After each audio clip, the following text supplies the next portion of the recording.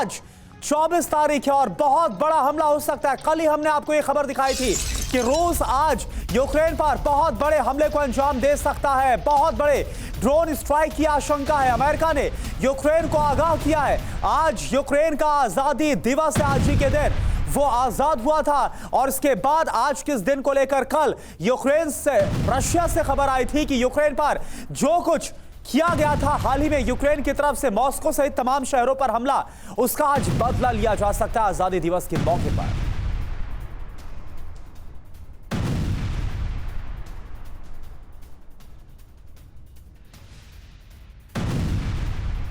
Ukraine से अब किसी भी पल बदला लिया जा सकता है। रूस की तरफ से यह साफ कर दिया गया और इसके कई तरह के संकेत भी मिल रहे हैं। यूक्रेन पर बड़े हमले की आशंका क्यों जताई जा रही है, इसके कुछ संकेत आपके सामने हम रखने जा रहे हैं। देखिए, पहला इशारा इस ओर है क्योंकि आज यूक्रेन का आजादी दिवस है। पुतिन चाहेंगे कि आज बड़ी चोट पहुंचाएं यूक्रेन को।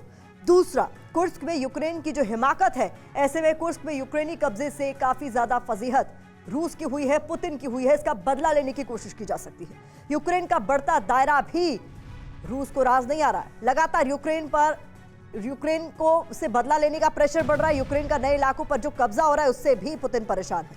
अभी नहीं तो कभी नहीं, कुर्स्क का जवाब नहीं दिया तो विद्रोह का डर भी सता रहा है।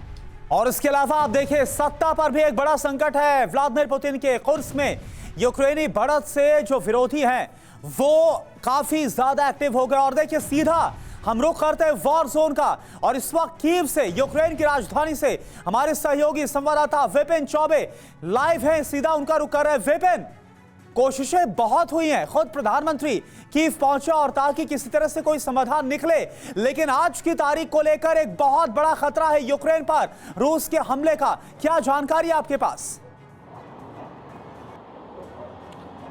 जी बिल्कुल, देखिए प्रयास प्रधानमंत्री नरेंद्र मोदी पिछले 2 महीनों से कर रहे हैं और इसी के मद्देनजर पहले उन्होंने रशिया की यात्रा की और कल वो यूक्रेन की यात्रा पर आए थे।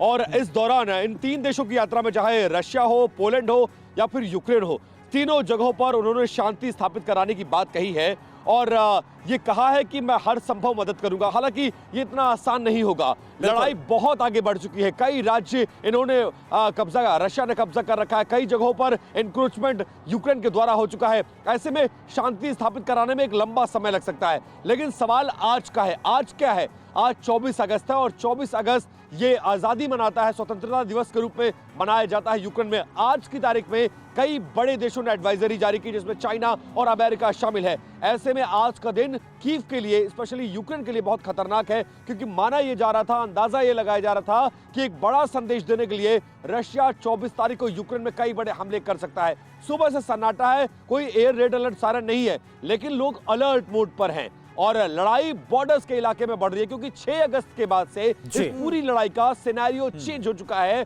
डिफेंसिव से ऑफेंसिव हो चुकी है और कुर्स्क में ये जंग बढ़ती जा रही है और ये कहीं ना कहीं रशिया के लिए, मॉस्को के लिए चिंता का विषय है। और इस बीच खबर जो आई थी 3 दिन पहले कि मॉस्को में अगर 2 दर्जन ड्रोन से हमले हो रहे हैं तो अपने आप में रशिया के लिए बहुत अलर्ट रहने की जरूरत है। और ये कहीं ना कहीं यूक्रेन की जीत को दर्शा रहा है और नेटो की ताकत जो मिल रही है यूक्रेन को, उसका असर अब रशियन टेरिटरी में दिखना शुरू हो चुका है। विपिन, आप बता रहे हैं और कुल मिलाकर कुर्स्क पर जिस तरीके से यूक्रेन की आर्मी ने हमला किया, फौज ने हमला किया, उसका विपरीत असर है दोनों ही देशों की। अगर हम बात करें उस पर भी विस्तार से चर्चा करेंगे। अमेरिका ने चेताते हुए इस बीच यूक्रेन को बता दिया है कि हमला किस तरह और किस इंटेंसिटी का हो सकता है। अमेरिका ने इसको लेकर चेतावनी दी है कि बड़े पलटवार की कोशिश में है रूस। बड़े ड्रोन हमले की तैयारी हो चुकी है रूस की तरफ से। कीव पर कई ड्रोन अटैक इस बीच हो सकते हैं। बिल्कुल। और देखिए, इसके अलावा अमेरिकी नागरिक अलर्ट मोड पर रहे।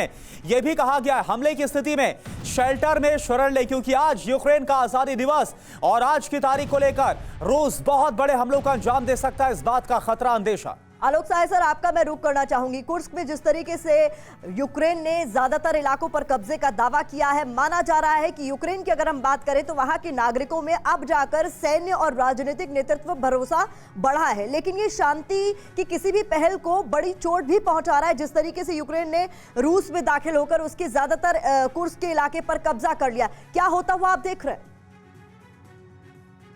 देखिए, कुर्स्क के इलाके में यूक्रेन ने कब्जा तो कर लिया है और करीब 1150 स्क्वायर किलोमीटर का क्षेत्र जो है उस पर कब्जा जो उसने जमा लिया है। लेकिन मुझे जैसा लगता है कि इसमें जो रशिया जो है वो काउंटर अटैक उसका बहुत ही खतरनाक होगा और उसकी कोशिश ये होगी कि पीछे से कुर्स्क के इलाके को की सप्लाई लाइन वो काट देगा और बाद में जो कुर्स्क में जितने भी यूक्रेनी सैनिक हैं वो बुरी तरह से फंस सकते हैं। उसके बाद वहां पे एरियल अटैक्स हो सकते हैं बहुत खतरनाक तरीके से।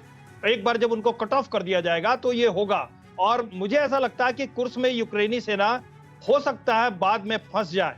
यूक्रेन का फायदा ये है, यूक्रेन को फायदा ये है कि कुर्स्क को छुड़ाने के उपक्रम में कुछ प्रेशर मेन यूक्रेन से रशियन फौज का कम होगा, तो थोड़ा ब्रीदिंग स्पेस यूक्रेन को अपने क्षेत्रों में मिलेगा। यही यूक्रेन चाहता था, जो अब लाभ उसको मिल रहा है।